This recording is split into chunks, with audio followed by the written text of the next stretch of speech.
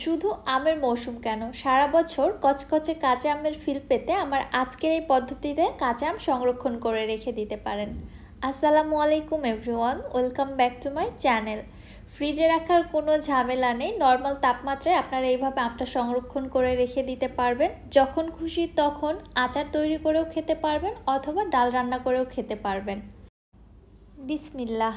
আম সংরক্ষণ করার জন্য এখানে আমি মিডিয়াম সাইজের 4টি কাঁচা আম নিয়েছি। আমগুলোকে খুব ভালোভাবে ধুয়ে পরিষ্কার করে নিয়েছি এবং এখন একটি টিস্যু পেপারের সাহায্যে আমের গায়ে যে এক্সট্রা পানিটা লেগে রয়েছে ওইটা ভালোভাবে মুছে নিচ্ছি। ডিপ ফ্রিজে আম সংরক্ষণ করলে ফ্রিজ থেকে আম বের করার পর নরম হয়ে যায়, কাঁচা আম খেতে চাইলে সেই স্বাদটা আর পাওয়াই যায় না। এছাড়া যারা ডালে দিয়ে ডাল রান্না করতে চান, ডালের সে অথেন্টিক টেস্টটাও আসে না। আবার যারা আচার তৈরি করতে চান, আচারটাও তৈরি করা যায় না।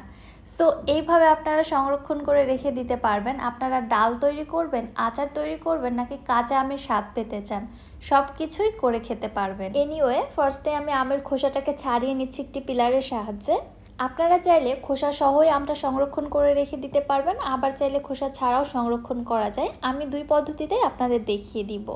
ফার্স্টে 2টি আমের খোসা ছাড়িয়ে নিয়েছি, এরপরে আমি আমগুলোকে স্লাইস করে কেটে নিচ্ছি। আমি এখানে একটু পরিপক্ক আমটা ব্যবহার করছি, মানে যে আমের আটে বসেছে। কচি আমের তুলনায় পরিপক্ক আমটা সংরক্ষণ করলে কিন্তু বেশি ভালো হয়। তুলনামূলকভাবে পরিপক্ক আমটা বেশি দিন সংরক্ষণ করেও রাখা যায় এবং এটার টেস্টও ভালো থাকে। আমি 2টি আম খোসা ছাড়িয়ে কেটে নিয়েছি এবং বাকি 2টি আম কিন্তু খোসা সহই কেটে নিয়েছি। আর আমি ঠিক এরকম লম্বা লম্বা স্লাইস করে কেটে নিয়েছি। আপনারা আপনাদের ইচ্ছে মতো যে কোনো শেপে কেটে নিতে পারেন, আপনারা যেভাবে খেতে পছন্দ করেন আর কি।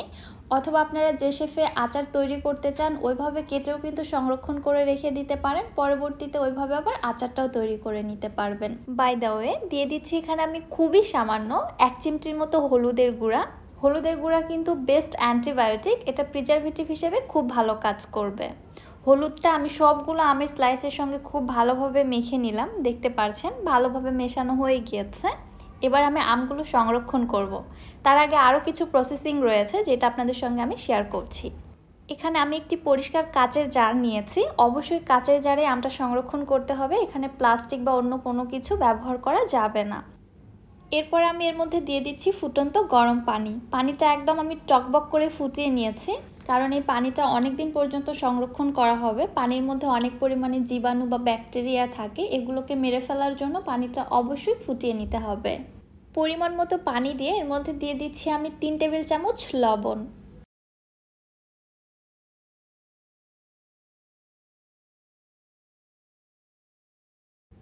সাথে দিয়ে দিচ্ছি 2 চা চামচ চিনি। চিনি এবং লবণটাই কিন্তু এখানে প্রিজারভেটিভ হিসেবে কাজ করবে। এবারে নেড়ে চেড়ে লবণ এবং চিনিটা পানির সঙ্গে খুব ভালোভাবে মিশিয়ে নিচ্ছি এবং অপেক্ষা করতে হবে পানির মধ্যে যে গরম ভাবটা রয়েছে সেটা দূর হয়ে যেন পানিটা টোটালি ঠান্ডা হয়ে যায়, তারপরে এখানে আম অ্যাড করতে হবে। এবারে প্রসেসিং করে রাখা আমের টুকরোগুলো আমি এই লবণ এবং চিনির পানির মধ্যে দিয়ে দিচ্ছি।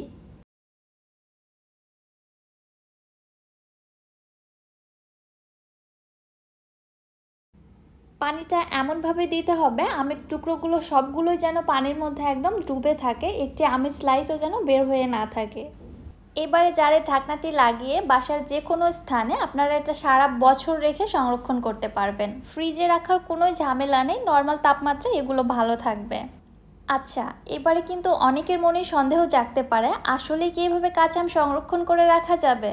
আপনারা আমার চ্যানেল বা পেজের সঙ্গেই থাকুন, আমি 1 থেকে 2 সপ্তাহ পরে আপনাদের অবশ্যই আপডেট দিয়ে দিব ইনশাআল্লাহ। তার জন্য যারা আমার ইউটিউব চ্যানেল থেকে ভিডিওটি দেখছেন চ্যানেলটি সাবস্ক্রাইব করে রাখবেন এবং যারা ফেসবুক পেজ থেকে দেখছেন পেজটিতে ফলো দিয়ে দিবেন, তাহলে আপডেট দেওয়ার সঙ্গে সঙ্গে নোটিফিকেশন পেয়ে যাবেন। সো আজকের মতো বিদায় নিচ্ছি, আল্লাহ হাফেজ।